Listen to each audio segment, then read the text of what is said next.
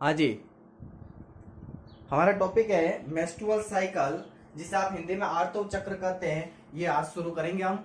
ये class 12th का topic है, बायोलॉजी का, और कुछ बातें इसकी आपके 10th में भी काम आ जाएगी।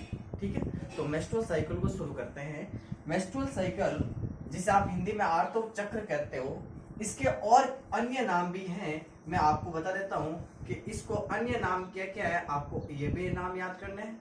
तो अन्य नाम में सबसे पहले इसको आप रज चक्र कह सकते हो, माहवारी चक्र कह सकते हो, मासिक धर्म कह सकते हो,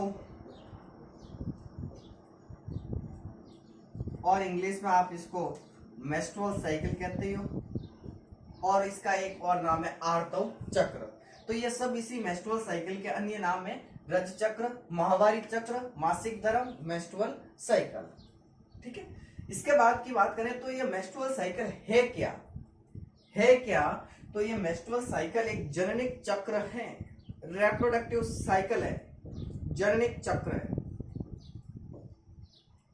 जननिक चक्र, जिसे आप इंग्लिश में कहते हो रिप्रोडक्टिव साइकिल है। ये जो जननिक चक्र मेंस्ट्रुअल साइकिल है, ये किस किस में पाया जाता है? तो ये मनुष्यों में, कपियों में और बंदरों में पाया जाता है। ठीक है, अब बात करें कि ये मेंस्ट्रुअल साइकिल है ना, ये हर महीने 28 या 29 दिन के बाद में रिपीट होता है। ठीक है, 28 या 29 दिन का होता है। तो ये तो बेसिक बात है, आपको सीधे सीधे याद रखनी है कि जो मेंस्ट्रुअल साइकिल है, इसके अन्य नाम में रज चक्र, माहवारी चक्र, मासिक धर्म या मेंस्ट्रुअल साइकिल है। क्या मेंस्ट्रुअल साइकिल? तो मेंस्ट्रुअल साइकिल एक जननिक चक्र है। जननिक चक्र, जिसे आप इंग्लिश में क्या कहते हो, रिप्रोडक्टिव साइकिल है। ये किसके अंदर पाया जाता है? तो ये मनुष्यों के अंदर पाया जाता है। मनुष्य की जो मादाएं होती है उनके अंदर पाया जाता है, कपियों के अंदर पाया जाता है और बंदरों के अंदर पाया जाता है। मेंस्ट्रुअल साइकिल कितने दिन का होता है? 28 या 29 दिन के बाद में हर महीने रिपीट होता है। ठीक है, मेंस्ट्रुअल साइकिल। और बात करें आगे, तो इसमें दो शब्द आते हैं। पहला शब्द आता है रजोदर्शन। ध्यान से आप सुने एक बार, पहला शब्द है रजोदर्शन। रजोदर्शन शब्द का मतलब है कि जब पहली बार ये मेंस्ट्रुअल साइकिल आता है तो इसे कहते हैं रजोदर्शन।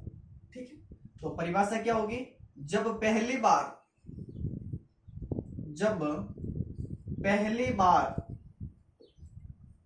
रजोस्त्राव हो,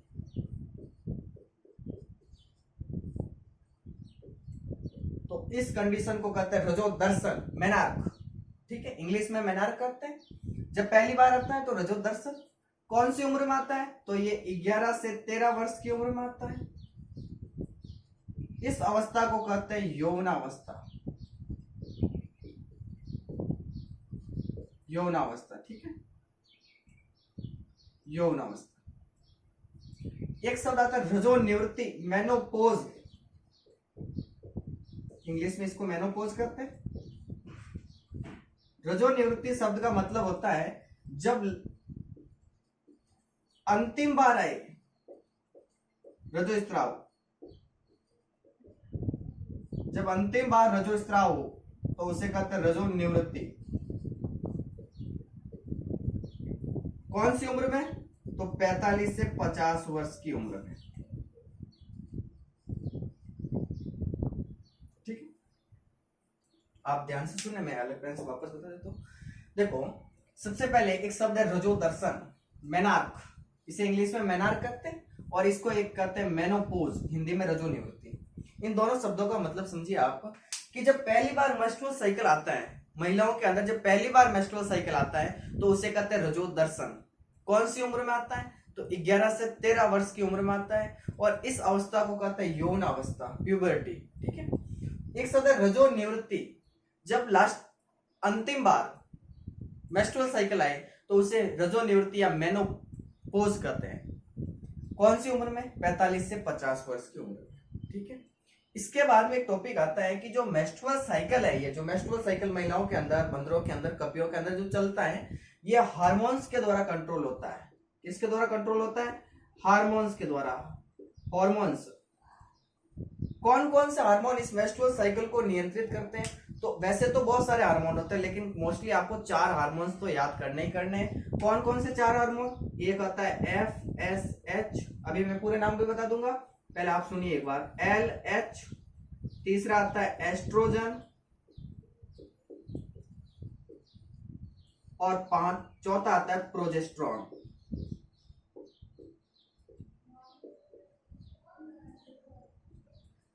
ये 4 हार्मोन मोस्टली मेंस्ट्रुअल साइकिल को नियंत्रित करते हैं, कंट्रोल करने का काम करते हैं। देखिए आप, FSH ये जो हार्मोन है, इसका इंग्लिश में नाम है फॉलिकुलर स्टिमुलेटिंग हार्मोन। हिंदी में आप इसे कहते हैं पुट्टिका, मैं यहां लिख लेता हूं, आप लिख लेना, पुट्टिका प्रेरक हार्मोन। और जो LH हार्मोन, इसका नाम है ल्यूटिनाइजिंग हार्मोन। ल्यूटिनाइजिंग हार्मोन, ठीक है। तो ये आपको इस मेंस्ट्रुअल साइकिल की बेसिक बातें आपको याद करनी है, ठीक है। कौन कौन सी, एक बार सुनिए आप।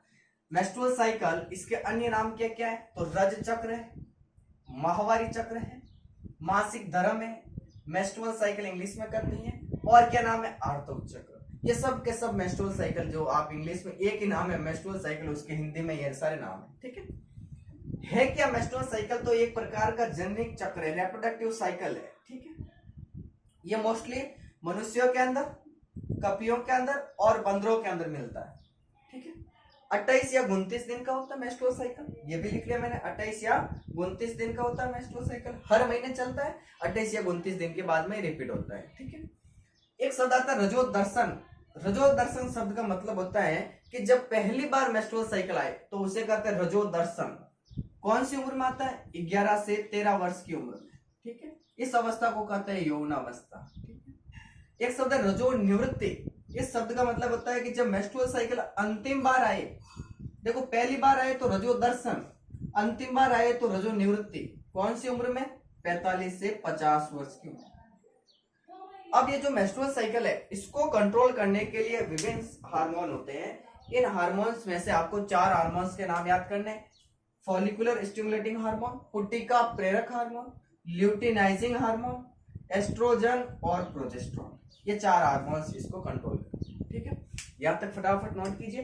फिर हम पढ़ते हैं मेंस्ट्रुअल साइकिल की जो प्रावस्थाएं होती है, अवस्थाएं, जिसे आप इंग्लिश में स्टेज, फेज, कुछ भी कह सकते हो, वो पढ़ते हैं, ठीक है।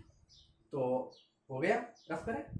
अब देखो मेंस्ट्रुअल साइकिल की अवस्थाएं देखते हैं, रफ कर लो।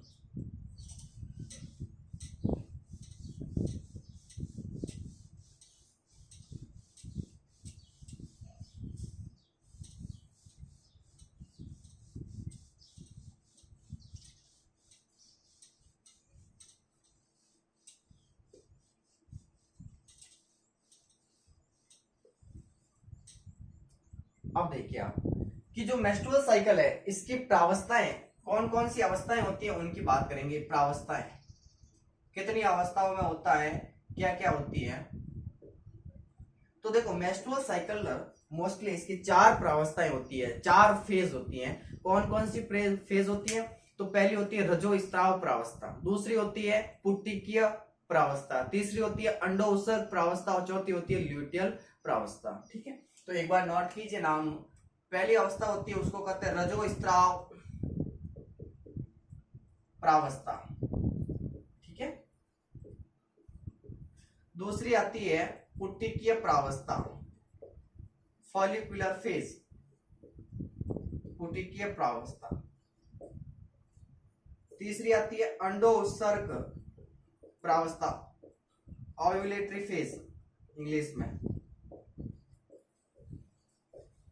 और चौथी अवस्था आती है ल्यूटियल प्रावस्था, ल्यूटियल फेज, ठीक है। यह मेंस्ट्रुअल साइकिल की 4 अवस्थाएं होती है। आज हम इस क्लास में हम मेंस्ट्रुअल साइकिल की दो अवस्थाएं पढ़ेंगे। पहली पढ़ेंगे रजोस्त्राव प्रावस्था और दूसरी पढ़ेंगे पुटिकीय प्रावस्था। ठीक है, तो मैं सबसे पहले बात करता हूं रजोस्त्राव प्रावस्था की। इसमें आपको क्या क्या याद करना है? तो जो रजोस्त्राव प्रावस्था है, जो रजोस्त्राव प्रावस्था है, ये 3 से 5 दिन की होती है, 3 से लगाकर 5 दिन की। ठीक है, पहला बिंदु आपको यह याद रखना है कि जब मेंस्ट्रुअल साइकिल की शुरुआत के 3 से 5 दिन होते हैं ना, तब कौन सी अवस्था चलती है? रजोस्त्राव प्रावस्था। इसके अंदर क्या होगा? इसके अंदर 30 से 50 ml रक्त यानी ब्लड का, रक्त का लॉस होगा, हानि होगी। ठीक है, हर दिन 30 से लगाकर 50 ml ब्लड की हानि होगी। मैं ब्लैक पेन से लिखता हूं। ठीक है, और क्या होगा? तो इस प्रावस्था में रजोस्त्राव होता है, रजोस्त्राव होता है। अब सुनिए आप, रजोस्त्राव होता क्या है? जो ब्लीडिंग होती है ना महिलाओं के अंदर शुरुआत के 3 से 5 दिन तक, वो एक्चुअली कैसे होती है? तो गर्भाशय की जो एंडोमेट्रियम है, सुनना आप एक एक बिंदु को। मैंने जब गर्भाशय पढ़ाया था तब आपको पढ़ाया था एंडोमेट्रियम, पेरीमेट्रियम, मायोमेट्रियम सब पढ़ाया था। एक बार वो देखिए आप। जो गर्भाशय की जो एंडोमेट्रियम होती है, एंडोमेट्रियम, और इस एंडोमेट्रियम की जो ब्लड वेसल्स, जिसे आप हिंदी में कहते हो रक्त वाहिनियां, इनके टूटने से होता है रजोस्त्राव। बहुत इंपॉर्टेंट लाइन है कि मेंस्ट्रुअल साइकिल की जो रजोस्त्राव प्रावस्था है, उसमें जो रजोस्त्राव होता है वो गर्भाशय की एंडोमेट्रियम और इस एंडोमेट्रियम की रक्त वाहिनी यानी ब्लड वेसल्स, इनके टूटने से होता है ये रजोस्त्राव। ठीक है, रजोस्त्राव होता है। समझ रहे हो आप मैं क्या कह रहा हूं? एक एक बिंदु को ध्यान से सुनना आप कि रजोस्त्राव गर्भाशय की एंडोमेट्रियम और ब्लड वेसल्स के टूटने से होता है। ठीक है, और क्या याद रखना है कि जो ये रजोस्त्राव होता है ना, इस रजोस्त्राव में कुछ टुकड़े भी दिखाई देते हैं आपको। टुकड़े, जो टुकड़े होते हैं इसको कहते हैं स्टेटम फंक्शनल।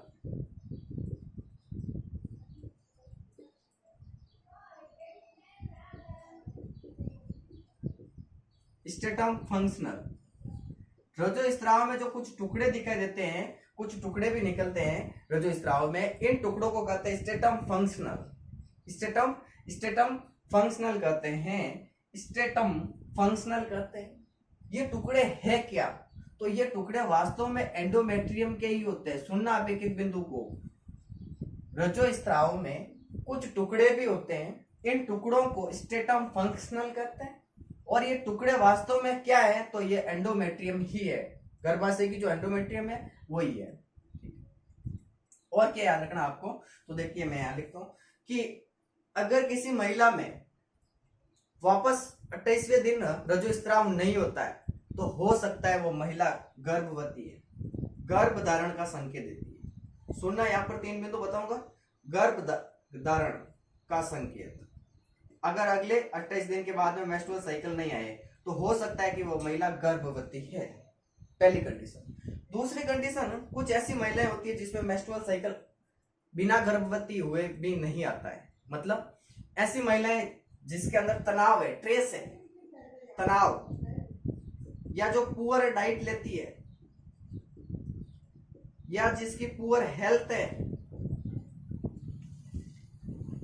इन महिलाओं के अंदर भी मेंस्ट्रुअल साइकिल टाइम पे नहीं आता। तीसरा और एक बिंदु है कि अगर अंडाणु फर्टिलाइज हो जाए, अंडाणु अगर निषेचित हो जाता है, याद कीजिए अंडाणु, अगर अंडाणु शुक्राणु से निषेचित हो जाए तो भी रजोस्त्राव नहीं होगा, रजोस्त्राव नहीं होगा। तो 3 कंडीशन में रजोस्त्राव नहीं होता है। कौन कौन सी कंडीशन? अगर महिला गर्भवती हो गई है तो मेंस्ट्रुअल साइकिल नहीं आएगा। दूसरा, अगर किसी महिला के अंदर तनाव है, ट्रेस है, पुअर डाइट है, पुअर हेल्थ है, तो उस महिला के अंदर भी रजोस्त्राव नहीं होगा। अगर अंडाणु फर्टिलाइज हो जाए, अंडाणु निषेचित हो जाए, तो भी वो रजोस्त्राव अगले 28 दिन के बाद में नहीं होगा। तो इन 3 कारणों की वजह से भी नहीं हो सकता है। और अगर अंडाणु निषेचित नहीं होता है तो जब अगला मेंस्ट्रुअल साइकिल आएगा तब यह अंडाणु वापस उस रजोस्राव के साथ बाहर निकल जाता है। तो ये बातें आपको इसमें याद रखनी है, रजोस्राव प्रावस्था। ठीक है, सुनिए आप, बहुत इंपॉर्टेंट भी है और हार्ड भी है कि जो मेंस्ट्रुअल साइकिल की जो अवस्थाएं होती है वो मोस्टली 4 अवस्थाएं होती है। पहली होती है रजोस्राव प्रावस्था, दूसरी होती है पुट्टिकीय प्रावस्था, तीसरी होती है अंडोत्सर्ग प्रावस्था और चौथी होती है ल्यूटियल प्रावस्था।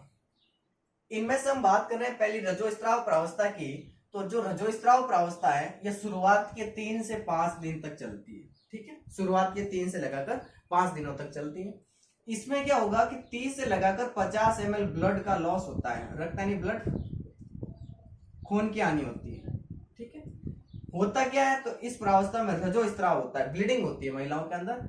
और यह जो रजोस्राव है ये कैसे होता है, तो ये रजोस्राव कैसे होता है कि जो गर्भाशय की जो एंडोमेट्रियम होती है, मतलब गर्भाशय की जो 3 परतें होती है, सबसे बाहर वाली पेरीमेट्रियम, बीच वाली मायोमेट्रियम, सबसे अंदर वाली एंडोमेट्रियम। तो उस एंडोमेट्रियम, और देखो आपको पता है कि भ्रूण का आरोपण कहाँ होगा, एंडोमेट्रियम पर होगा।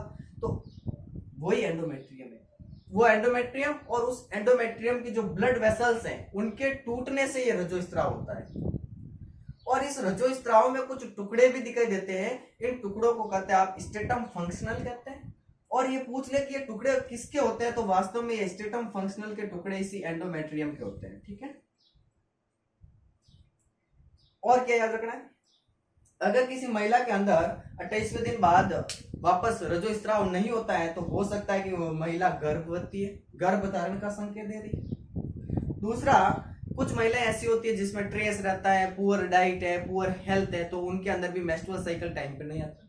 तीसरा, अगर अंडाणु निषेचित हो जाए, यानी जो ओवम है वो शुक्राणु से फर्टिलाइज हो जाए, तो भी रजोस्राव नहीं होगा। और अगर ओवम फर्टिलाइज नहीं होता है तो जब अगली बार मेंस्ट्रुअल साइकिल आएगा तो वो अंडाणु उस रजोस्राव के साथ बाहर निकल जाएगा।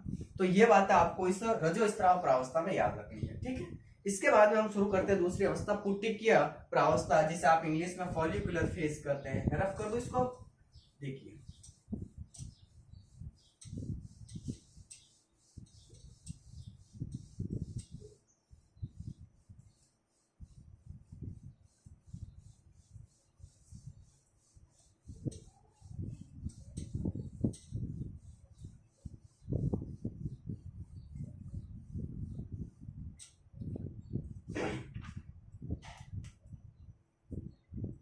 देखिए दूसरी अवस्था है पुट्टिकीय प्रावस्था। सुनिए ये भी इंपॉर्टेंट है, फॉलिकुलर फेज, पुट्टिकीय प्रावस्था।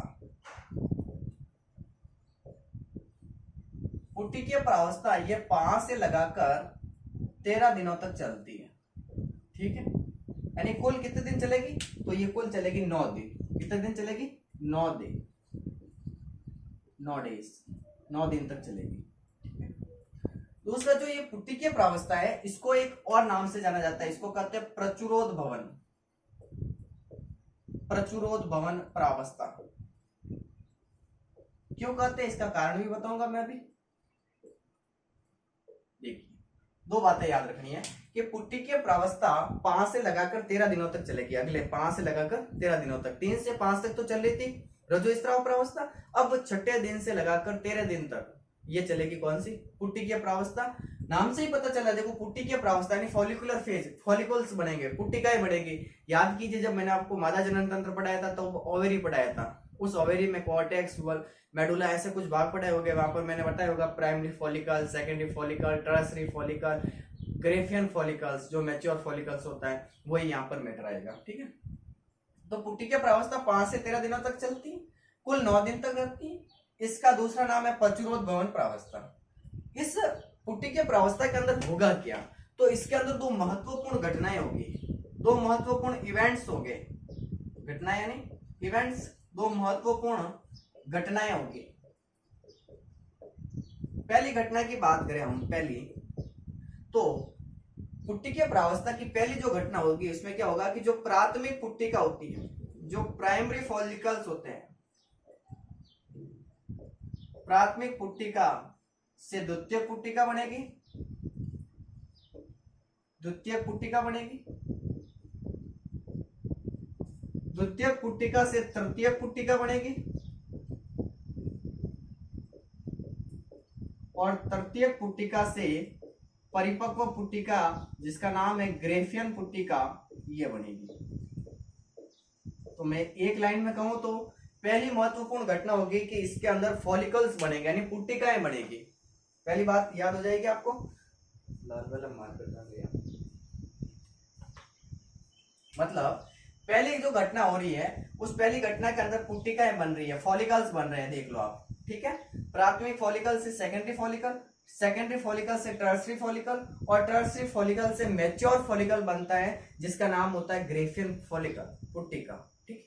हिंदी में प्राथमिक पुट्टिका, द्वितीयक पुट्टिका, तृतीयक पुट्टिका और ग्रेफियन पुट्टिका, ठीक है। मतलब इस पहली घटना के अंदर क्या हो रही है, पुट्टिकाओं का निर्माण हो रहा है, फॉलिकल्स का निर्माण हो रहा है, पुट्टिकाओं का निर्माण होता है।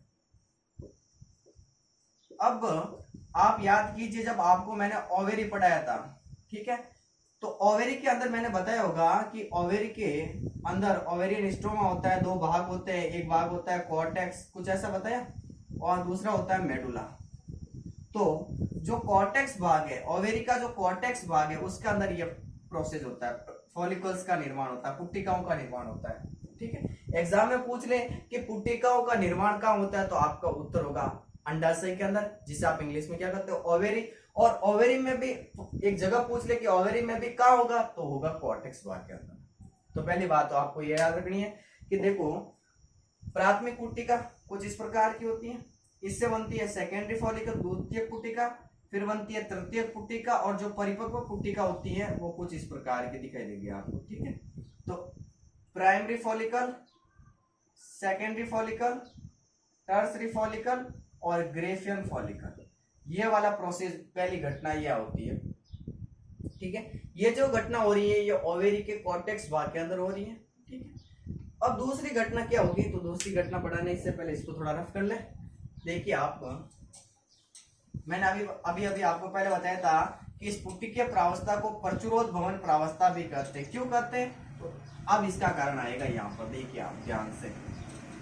जो दूसरी महत्वपूर्ण घटना होगी उसमें क्या होगा कि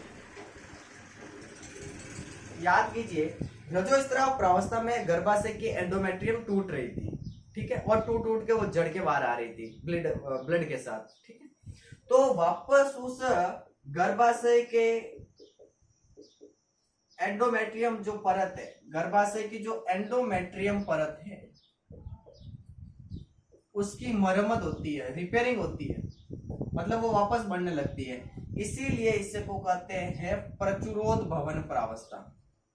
क्या कहते हैं भाई साहब, प्रचुरोद भवन प्रावस्था, प्रचुरोद भवन प्रावस्था, ठीक है। और ये दोनों महत्वपूर्ण घटनाएं दो हार्मोन्स के द्वारा कंट्रोल होती हैं। एक हार्मोन आता है FSH फॉलिकुलर स्टिमुलेटिंग हार्मोन, और दूसरा आता है ल्यूटिनाइजिंग हार्मोन। तो आज की क्लास में हमने मेंस्ट्रुअल साइकिल की दो प्रावस्थाएं पढ़ी है। नेक्स्ट क्लास में हम इसकी अगली वाली दो प्रावस्थाएं पढ़ेंगे। तो आज की क्लास के लिए धन्यवाद, मिलते हैं अगली क्लास में।